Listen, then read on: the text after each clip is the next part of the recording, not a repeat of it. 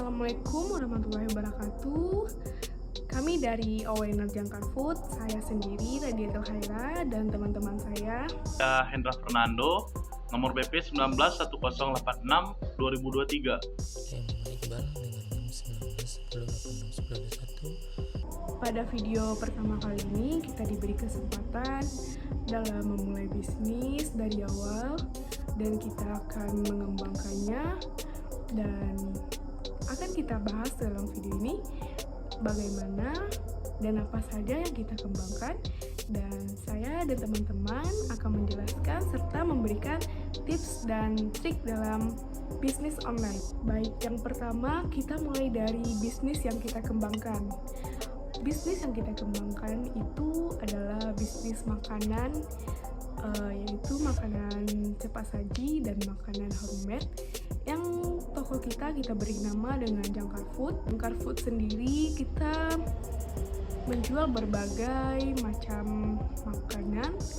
Kenapa kita tertarik di bidang makanan? Karena yang kita tahu pada masa pandemi ini orang-orang banyak di rumah, dan hal ini akan membuat peluang bisnis yang baru di dalam masa pandemi. Baik, selanjutnya saya akan membahas tentang strategi bisnis. Sebagai owner, kita menetapkan dua strategi. Yang pertama, strategi harga, dan yang kedua, strategi konten.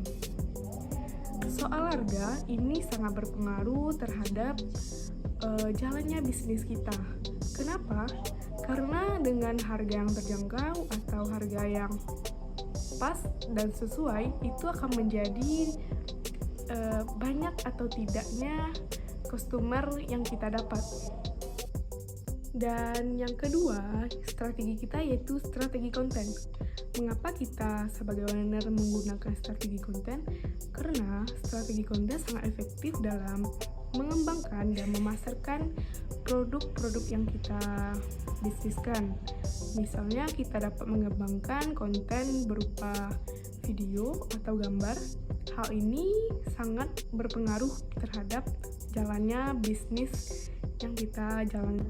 Oke, untuk materi selanjutnya masih banyak lagi yang akan kami bahas sebagai owner Jangkar Food yang akan dijelaskan langsung oleh teman saya. Apa saja skill atau kemampuan yang harus kita latih untuk meningkatkan diri kita sebagai konten kreator dalam meningkatkan bisnis yang akan kita lakukan di media sosial. Nah, yang pertama itu lakukan riset. Di sini kita harus mencari ide atau bahan yang bisa kita gunakan untuk membuat konten yang semenarik mungkin dan reliable. Nah, yang kedua yaitu ada menulis dan copywriting.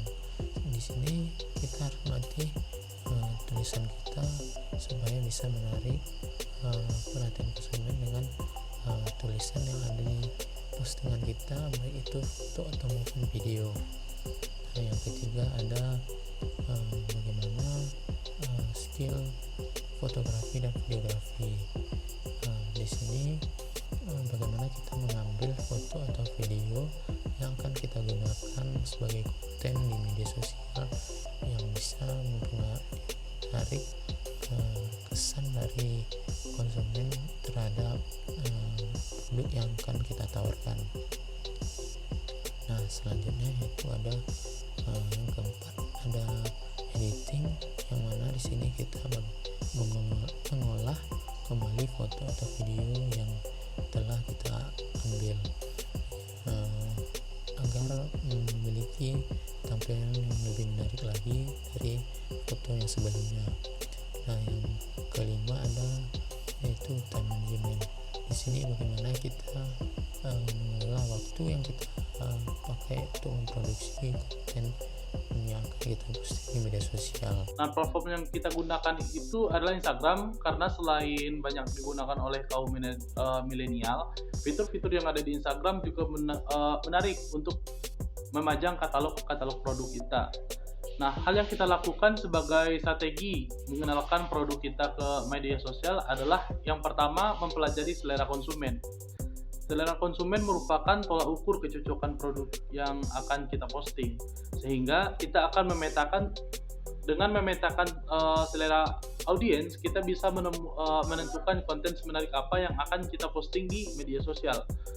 Karena dalam pemahaman saya, semakin cocok selera audiens dengan konten yang akan kita sajikan, maka engagement itu akan lebih besar.